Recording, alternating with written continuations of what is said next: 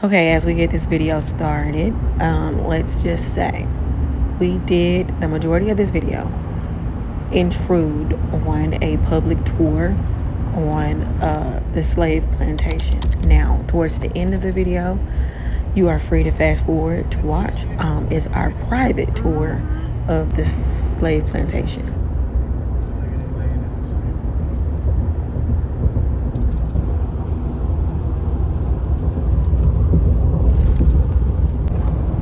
We absolutely could not wait, so we caught up with the rest of the group to just hear and peek in on what all they were receiving information wise with the slave plantation, and then afterwards we went ahead with our private tour. So I hope you guys enjoy the video.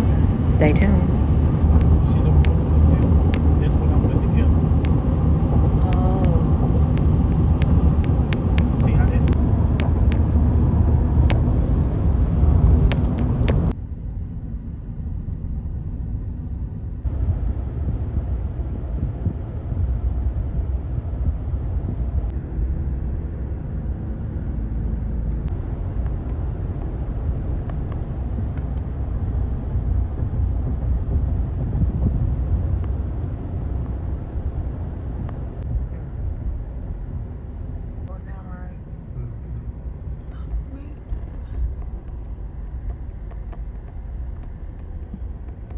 We have made it to the Laurel Valley Plantation, slave plantation.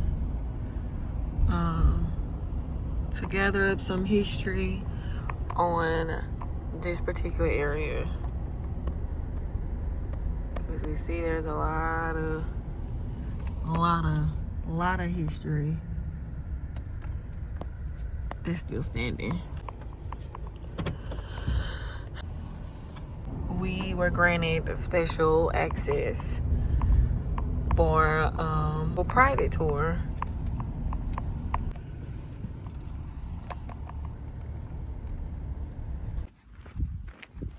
All right, we made it, guys. We're here. Had to get a diaper change, a bottle. It's very hot out here. It is so hot. And they got an AC in it. Wow. They do have the AC. Isn't that something? Okay, so I'm gonna turn the camera around because I know y'all don't want to see me. Let's look at what we're looking at.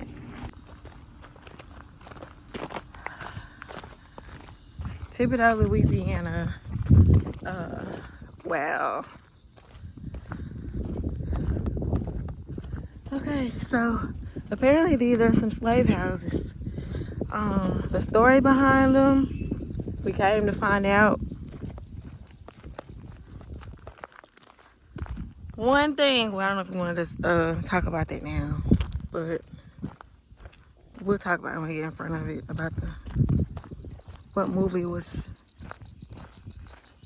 filmed here, which a lot of y'all probably wouldn't even guess. We have to show y'all a clip of the movie and a clip of the houses here. Oh, that's the office there. This is office.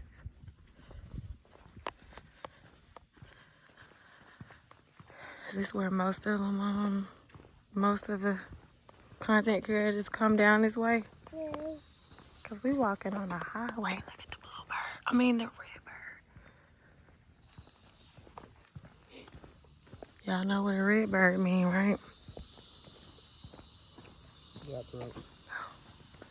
Oh, we walking on the highway.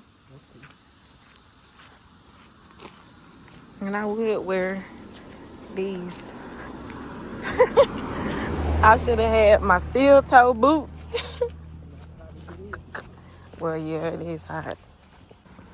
Man, I've also done a little bit of my homework on these. Once we touch bases with him, we're gonna get some history facts going with these. Oh, Jesus, it's hot.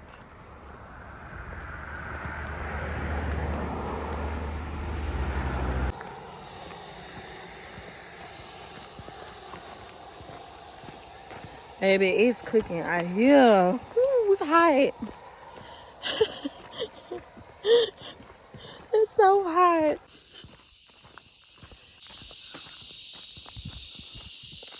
Alligators and snakes in the area. Stay away from the water. What?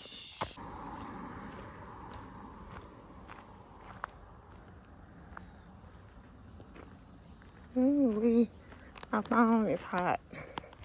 So look back in there. That's a house.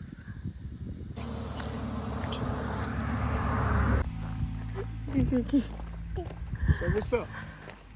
She had her hand on her hip. So one of these houses, I don't know which one, yet. The movie Ray, y'all know, with Jamie Foxx. The movie was about the life of Ray Charles, the famous Ray Charles. One of these houses was used to film the scene of when he was younger and becoming blind. Childhood house. We have to figure out which one it is.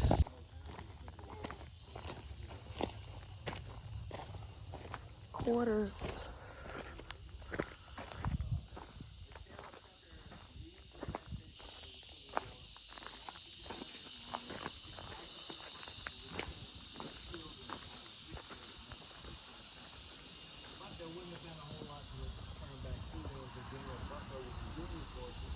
Who was signed as a treaty that said if you own land in the South and you left your property to join up against the North, that you would lose your rights to your property. So a year into the Civil War, when they do come through Laurel Valley, they confiscate over 1 million pounds of granulated sugar, 1 million pounds of molasses, and that's all stored in these big old barrels called hog gas. And they take every wagon, every horse, and every mule, and they haul it off. On the way out, they burn down the big house to the ground. Miss Tucker and her 3 sons now have to evacuated to Virginia. They burn down the big house, and then they kick them in the pants one more time. They go off to buy a Lapuche, and they blow up the levee, and get this plantation back up and running. At that same time in history is when Abraham Lincoln, here on this plantation, most of the slaves did leave, except 60 of them stayed behind as freemen, signed papers as freemen to stay on this plantation. Repatch that levee because it will continue to get flooding. They have to rebuild a house to live in. They have to retool the mill by all new livestock.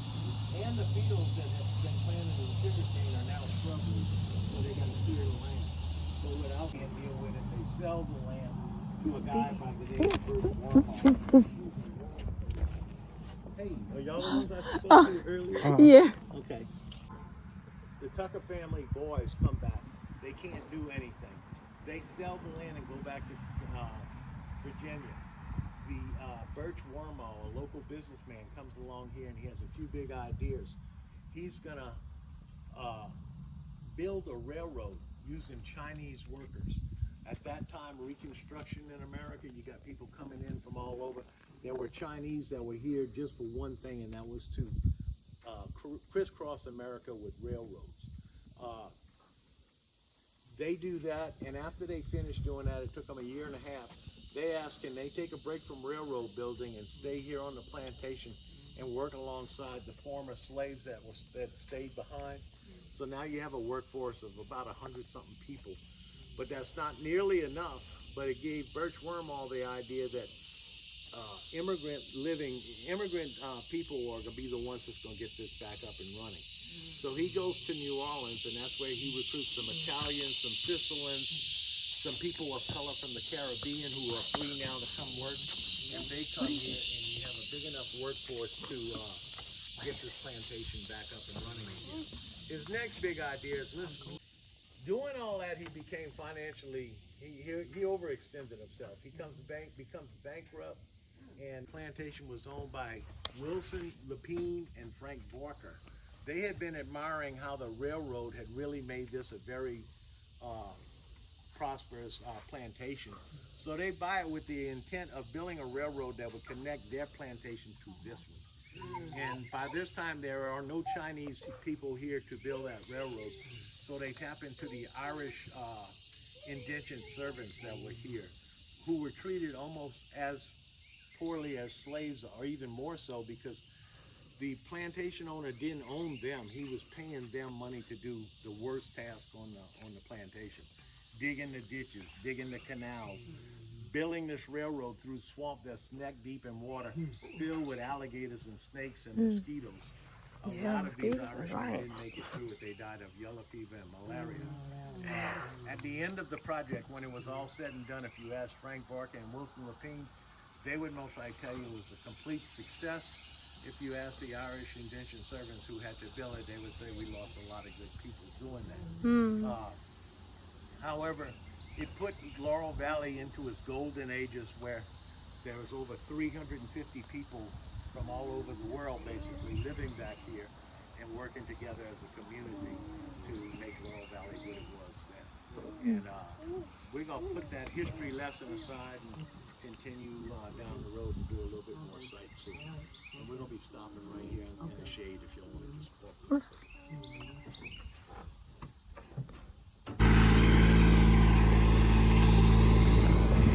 Baby, them mosquitoes went through them tight.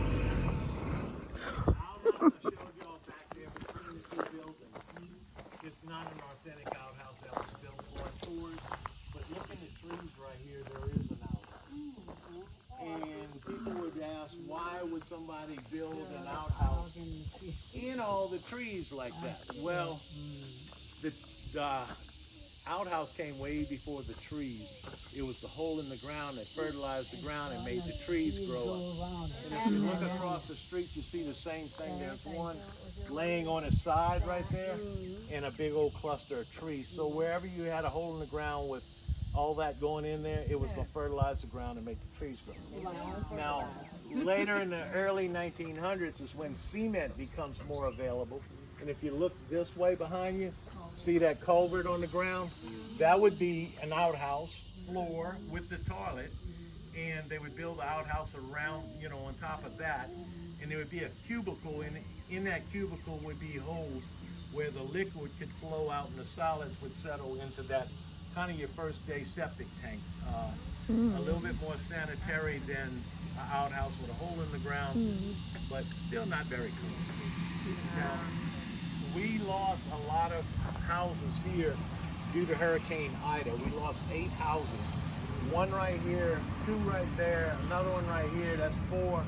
There's one right behind that one, 5, one way back over there. So Ida was pretty rough on our plantation. We lost 8 different houses.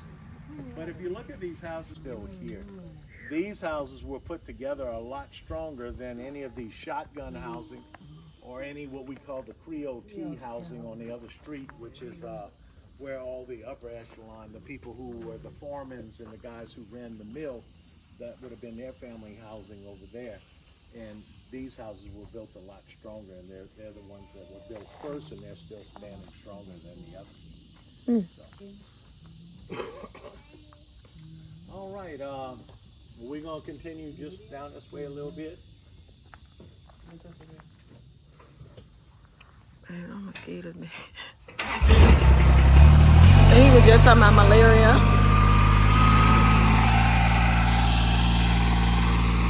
The same mosquitoes that ate these folks up out here. Ain't that something?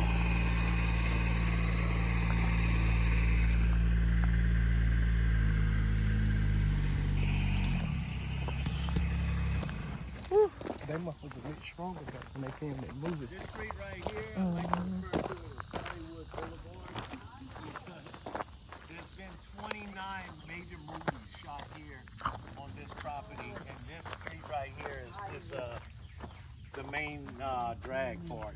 There was a movie shot here just last month, and that was with Michael B. Jordan. Michael B. Jordan started a movie back here. And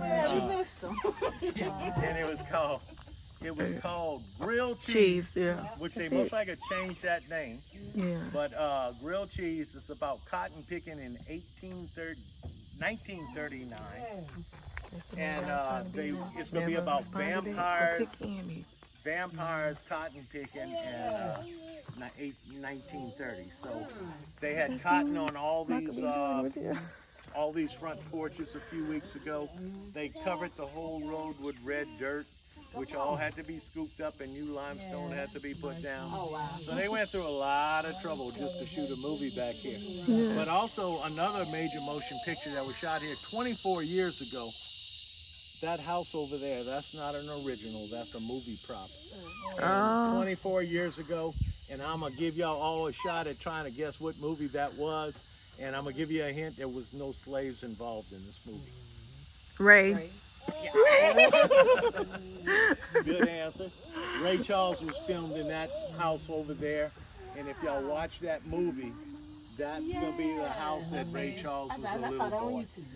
Not Jamie Foxx. This would be the little boy. Yeah. And there's a scene in there where the little brother drowns in a wash tub. Oh. The schoolhouse that we're gonna go in is the place that they made into a church, and they had a funeral in there. They used all these houses. They had people living in all these houses with clotheslines and kids. Wow. Go back and watch that movie because it's gonna be pretty interesting. We're gonna go take a walk in that house, and I'm gonna go drop them off. I'll come back and pick y'all up. Okay. Finish y'all.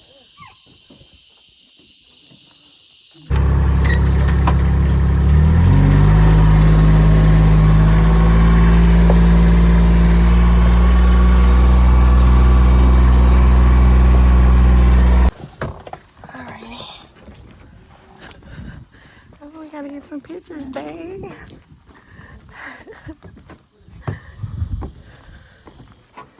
All right, another big movie that we shot back here, y'all know Lisa Bonet? Yes. Lisa Bonet shot a movie back here called Angel Heart. And in that movie, she showed a lot of frontal nudity. She was also on the Bill Cosby show at the time, and he didn't like that. So he fired her from his show because of this movie. And that boat right there is the boat that she was in that movie. That's called a flat bottom pirogue in this area.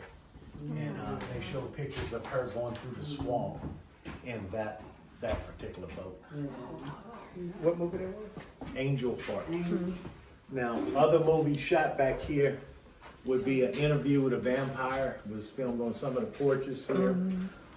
There was a movie shot here last year called Nickel Boys. Comes from a novel. Highwaymen, A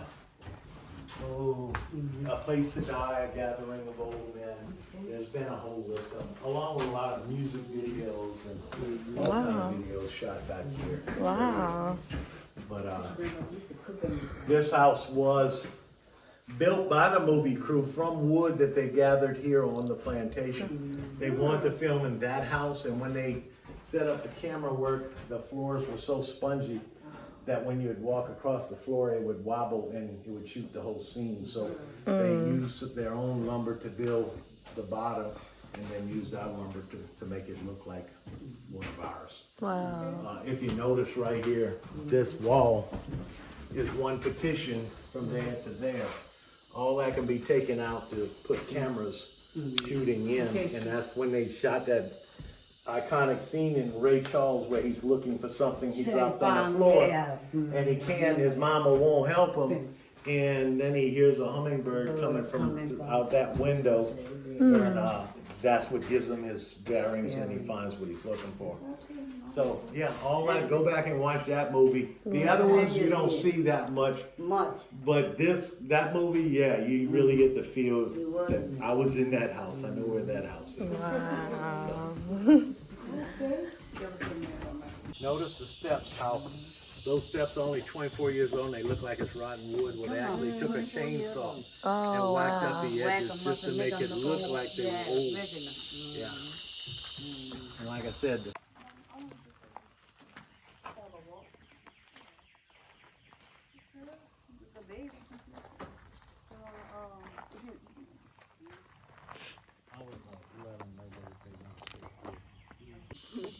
I don't know if this wasn't on Look at it and see if it was my shots or video.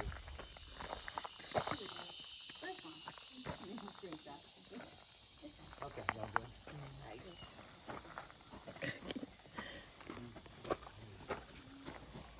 Okay, be hot.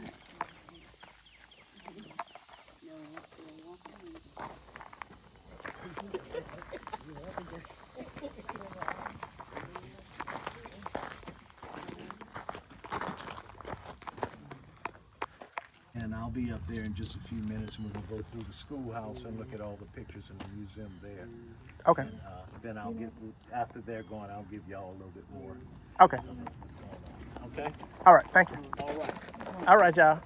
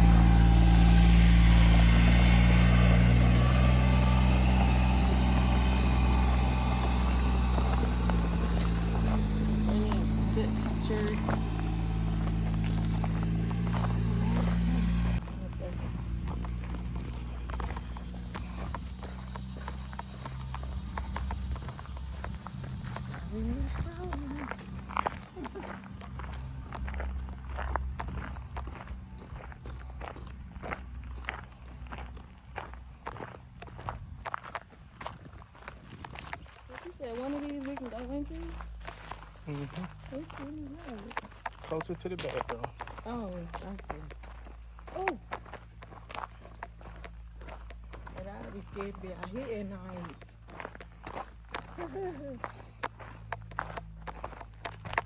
Bees and tried to eat me. Oh, look at that. What is that?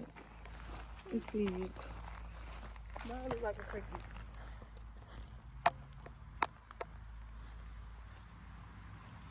What the fuck is that?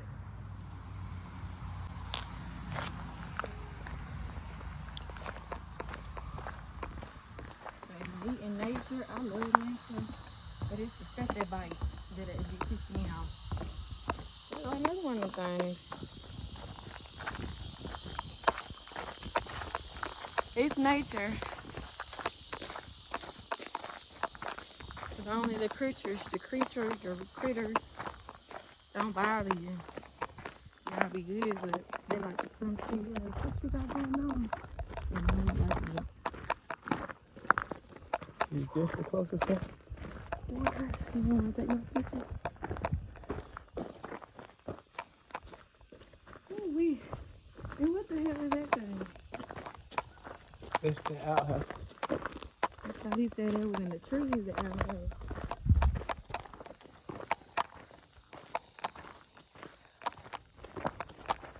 I think it's this one.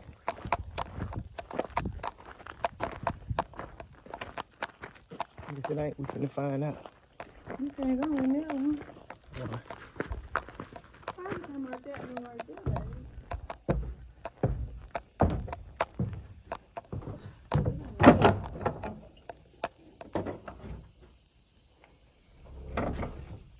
Is it? I think you're talking about the other one. It's a lizard in here. Is it? Yeah. I'm finna record it.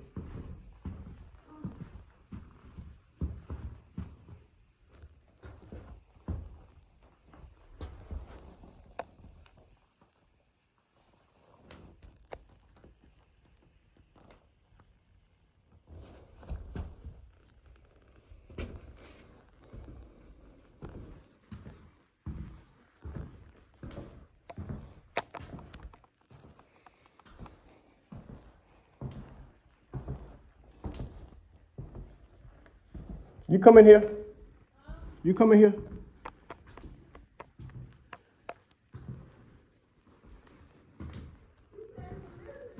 It's gone.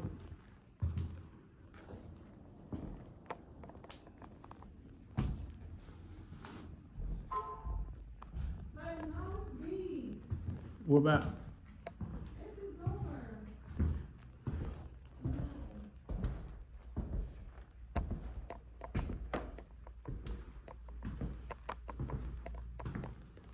Them dirt daubers. They sting still. No, they don't. Dirt daubers don't sting. Why I got a stinger? They don't. That's what he dig mud with.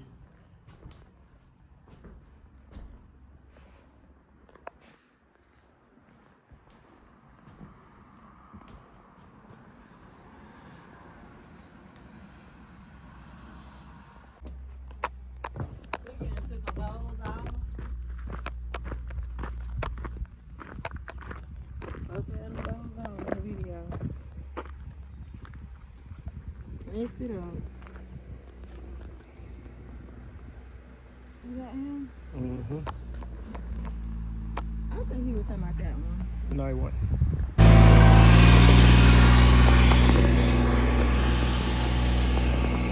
He said he going in the museum right there. Going that one? Yeah. I told you he was talking about that one. Oh.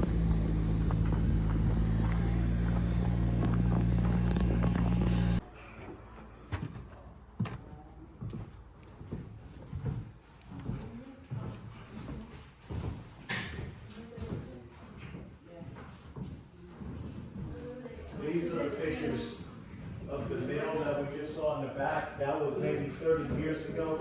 So you see how much it's fallen apart since then. And this is it when it was good. And look, there's a train right there on the side of it. And there would have been the big boiler house in the back. It's going. There would have been a big crane on that side right there. It's been knocked down.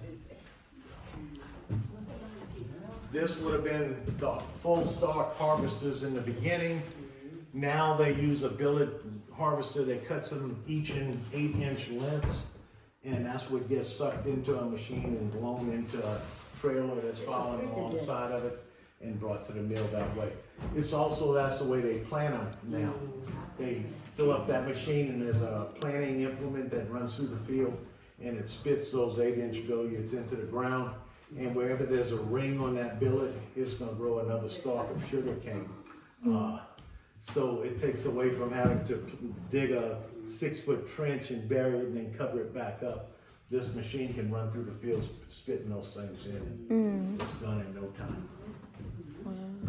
This is Mr. Wilson Lapine and his wife coming back here for Thanksgiving Day to celebrate with the workers that were back here, and they would bring wagons of food. Here's the village that we in. Notice there are no trees at all. There's picket fences around each and every house so that they could supplement their families' living with small gardens and chickens and pigs. Here's another view from the water tower. There was a lot more houses than what we have now. And they're all painted white. They were painted with something called lime whitewash. It doesn't last that long, it washes off. This would be the first tractor on the property in 1920. And I just started doing this 2 years ago, but I found out that this man right here, his name was Claiborne Toots, and he was the foreman at that time in 1920. And that would be my 2 sons' great-great-great-grandfather. That would be my wife's mother's grandfather. Wow. Didn't know that when I came here, but found that out. Wow. You have some trains taking people out to work and offloading some sugar cane. And here's a blacksmith shop that was on the property. None of this is here anymore. And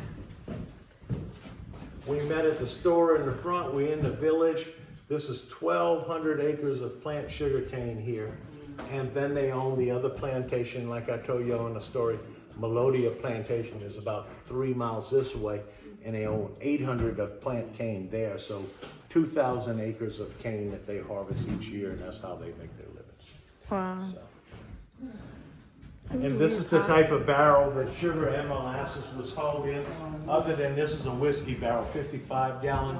The sugar molasses barrels were 63 gallon, and it was called a hog head. A hog head of sugar is the way it was measured to be sent out around the world.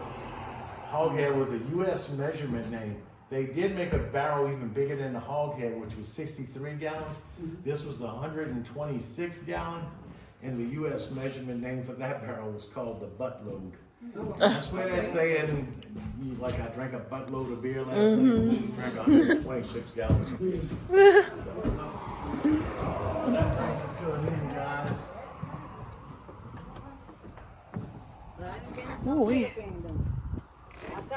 Where are y'all at?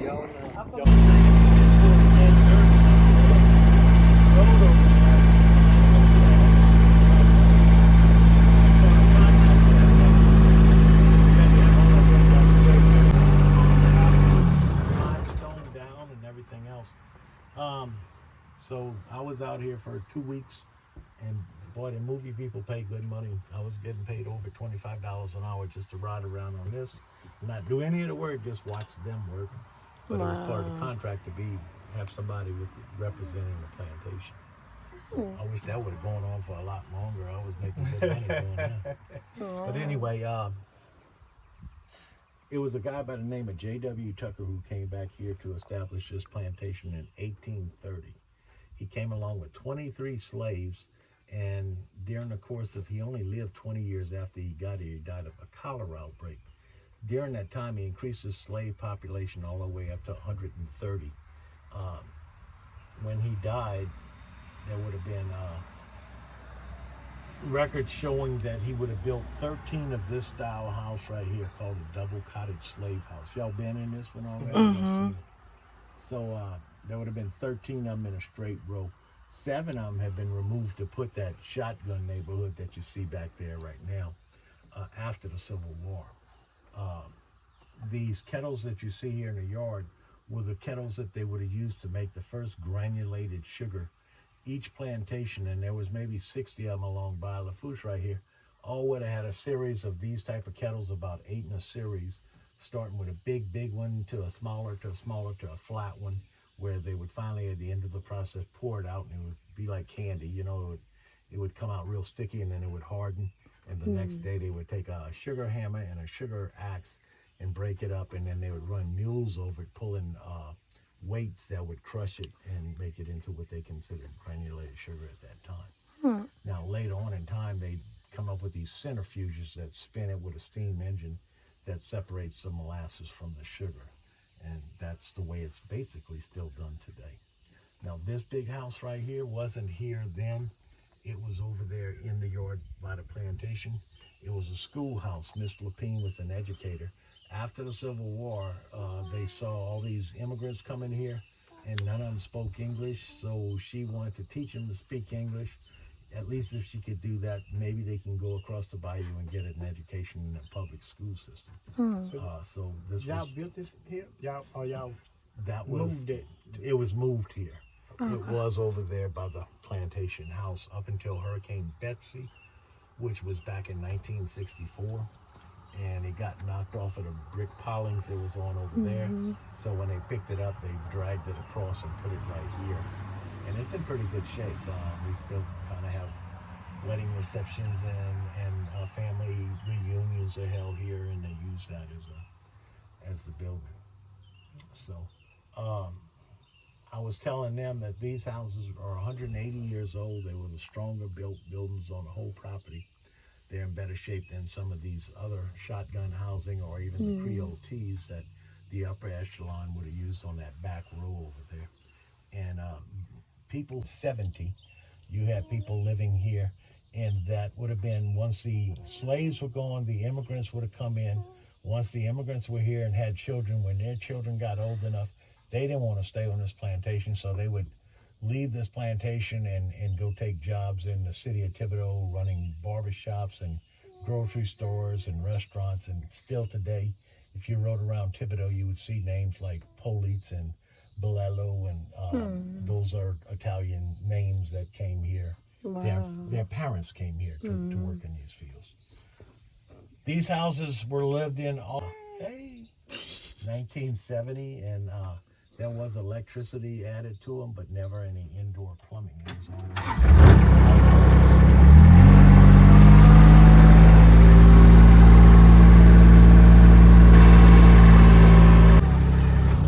they had to have a way of fighting fires.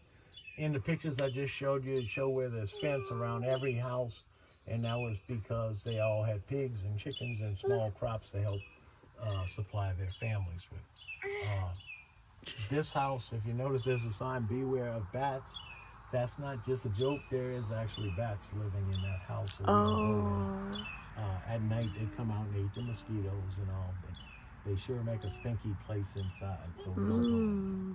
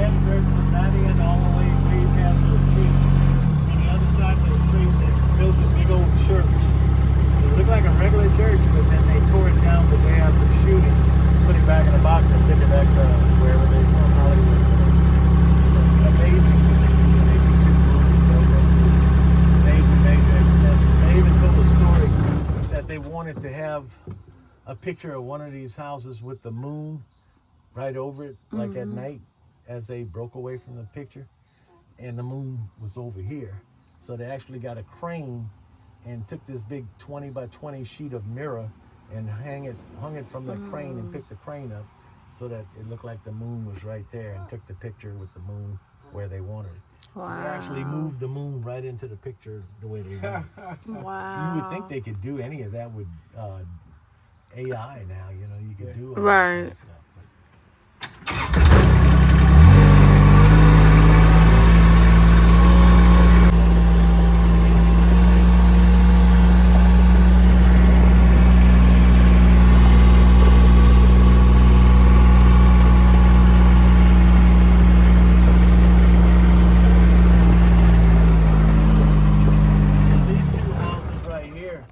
Go along with the 4 that we saw in the front over there, but there was originally 13 of them.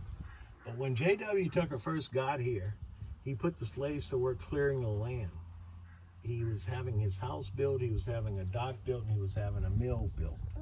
While that was all going on, the slaves that were clearing the land had no place to sleep. These houses wasn't built yet.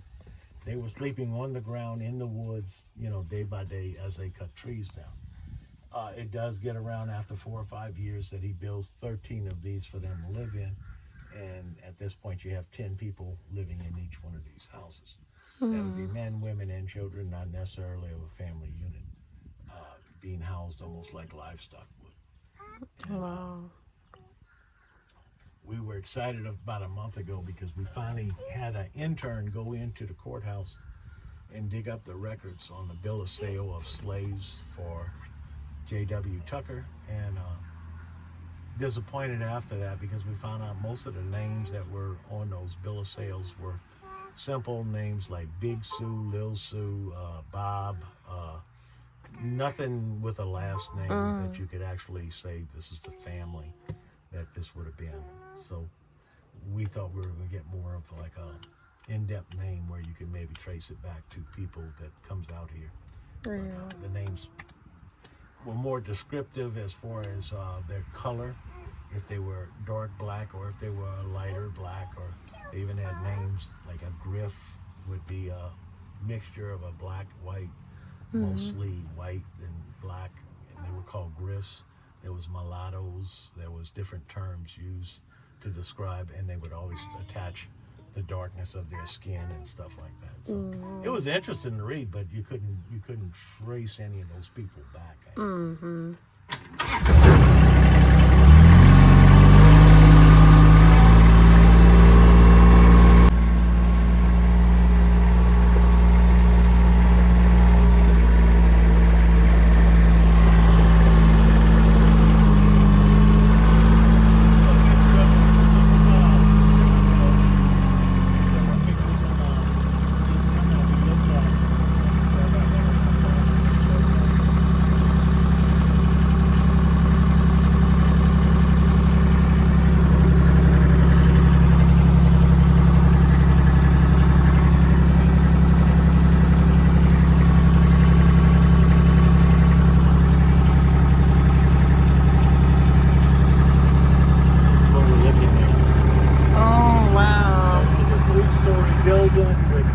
arch door right here. That's the arch door we're looking at. So then a second floor of arch windows on the top, and a round windows on the third floor.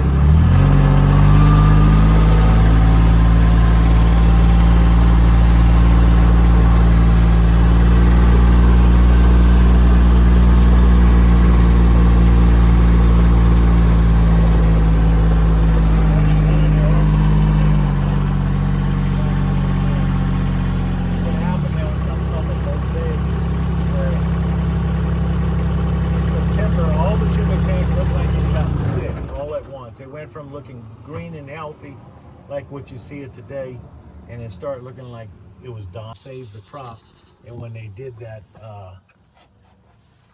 they brought it in and they couldn't make sugar out of it. It would only make molasses, and they realized then it was a contamination of that disease, and every time they cut it with the knife, it became contaminated. The wagon was contaminated, and the centrifuge that spin it was contaminated. So they lost their whole year's crop on that. And it took a while to get a new variety of sugarcane to plant to make it more, to where they finally got themselves out of that mess. When they finally did get out of the mess, there was a major hurricane, caused all kind of damage, destroyed all that new cane again, had to be replanted. Mr. Wilson Lapine dropped dead of a heart attack, and that was kind of the final nail in the coffin for the whole plantation. People started moving off of here. At that time, oil and gas is kicking in Louisiana, so people are going to get better jobs in oil and gas. And when they start moving out, a lot of the poor black families and the poor Cajuns in this area moved back on, and they're the ones living here until 1970. And still today, it's still a sugarcane plantation, and the guy in the blue shirt over there, he's the owner. And he doesn't do any of the farming. That big white barn over there is owned by a work family farm company called Go Bears, and they own that machinery, and they do all the planting, harvesting, and bringing it to the mill. And he gets 7% of all the sugar here, and also on Melodia. Now each one of those green, and there's 3 of them in that building, that's John Deere harvesters. They cost around $450,000 a piece, so you're looking at almost $1.5 million just on those. The tractors with the trailer that dumps it into the big trucks, that's another $250 a piece, and they usually have 3 working alongside each harvester. So you can see how much money it takes to just run this. Big percent of all the sugar each year, and he says that's good money because you're not buying the machinery, you're not paying for the insurance, you're not paying for the labor, you're not paying for anything. All you're doing is leasing them the land and getting the sugar costs on it. Wow. In today's time, when I was a kid, most of the people in the sugarcane industry and the field work was black people. Today, I would say 90% of them are Mexicans. They come and work for companies like this, and it only takes maybe 6 or 7 people to run this whole plantation. One guy driving a harvester, 2 of them on the tractors, another one driving the truck, and they can clean off this whole plantation in no time at all. So it's done way a lot different than it was then. Today, the people that work on these plantations hardly get their shoes dirty, whereas the poor slaves worked their butts off on these type of plantations years ago. So. Wow. When the movie productions, they contact y'all and say, hey, we're coming down. Well, the last one contacted me. They called on the tour line, just like y'all called me this morning on the tour line. And I passed it off to Bill, not thinking it was going to be a big deal. But that's a big deal because he made most probably around $30,000, $40,000 off of them coming to shoot the movie back here on his property. Wow. And they put everything right back the way it was and did some improvements that, So yeah, he loves to see these movies come in here and do these type of jobs. Now his job is just to sit back here and talk to people and play on his computer and stuff. But he's the crown prince. His daddy still lives in the big house. Okay. He grew up in the big house. Oh, and wow. has a sister. And so this family right here has been in this all the way back to 1892. Someone in his family had this place. Okay. So it's been in the family for a long time. Is that the house back that's behind all of the trees? Yes, that we saw. That's the house. plantation. Okay. Okay. He grew up back there. This right here, what is this? That building? Yeah. that's an office. It was maybe an old house that they converted into an office building. This was a blacksmith shop, but there was another big blacksmith shop somewhere over here. That was the firstborn that they put tractors in, and that's about it, Awesome. So, Thank you have so y'all much. been down here any other plant? Here, I guess our big claim to fame is, have y'all ever heard of the Thibodaux Massacre that occurred here? No. There was a massacre that occurred here in 1887, and it was set off by a lot of the blacks that stayed on after slavery, and they're working alongside some of the whites and the immigrants from other places, and they noticed they're getting paid a lot lower than them. So they did some complaining, and somebody from up north came down and said, y'all need to form a union. So they were in the process of forming a union. Now, that's not just here on this plantation. This is on all the plantations in the Thibodaux area. And they were having meetings on the city courthouse step, and they were getting kind of ugly. And at some point after one of the meetings, there were shots fired, and they said anywhere from 7 to 60, so that's a big number, were killed, and their bodies were hauled off and put in an unmarked grave. And I've seen National Geographics in Thibodaux trying to find that unmarked grave, and they haven't found it yet. But the history on that is so far gone, and it's never was talked about back then. It's only being talked about now, and it's been word of mouth passed down through generations. Like my grandma said this, and so it's kind of hard to verify. But there are some records at City Hall of what they call the Thibodaux Massacre, and it did happen. But thing is that people only have this left to look at, so they come take pictures here and talk about the Thibodaux Massacre. It didn't happen here. It happened in Thibodaux in this area, but not here. Oh, okay.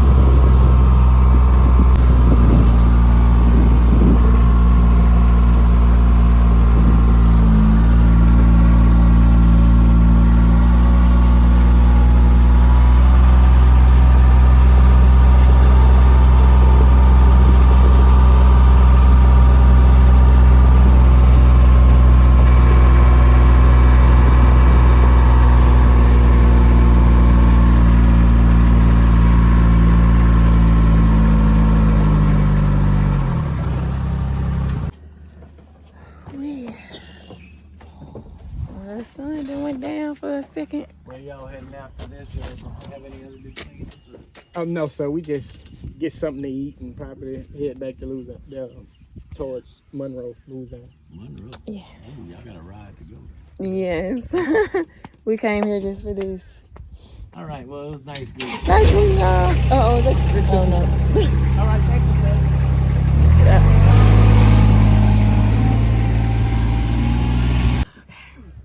Oh, it's hot in here too. Woo! I should have used the bathroom, but I can hold it.